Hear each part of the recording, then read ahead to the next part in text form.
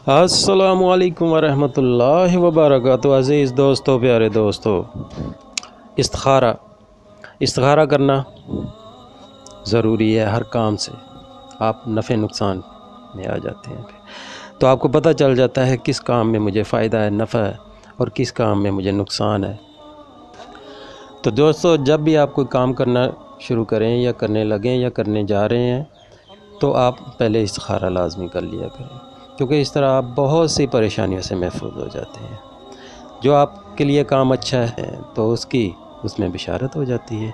जो आपके लिए काम नुकसानदेह है, परेशान कुन है, नुकसान आप उससे उठाएंगे या नहीं होगा, तो उसके मतलब भी आपको पता चल जाता है। तो बहुत ज़बरदस्त ये इस्तिखारा है, इसको आप करें, इंशाअल्लाह अल्लाह ताला आपकी परेशानियां दूर फरमाएगा। बहुत आसान ये इस्तिखारा है। बावुज़ू कुरान मजीद को खोलें, कुरान मजीद को खोलें, दरमियान से कहीं से भी कुरान मजीद को खोल लें।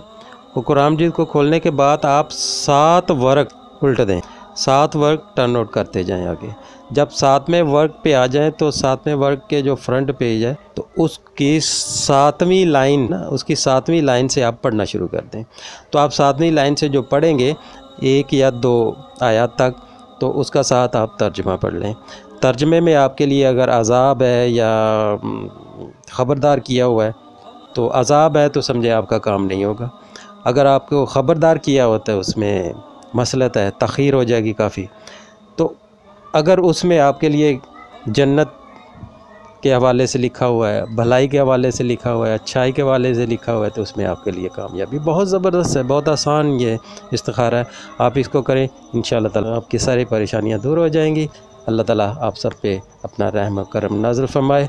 अल्लाह ताला से आपको इश्क हो जाए, हुज़ूर सल्लल्लाहु अलैहि वसल्लम से आपको इश्क हो जाए। मुझे अपनी दुआ में याद रखिएगा। अल्लाह हाफ़िज़। हमारी वीडियो पसंद आए तो लाइक, शेयर और सब्सक्राइब ज़रूर करें।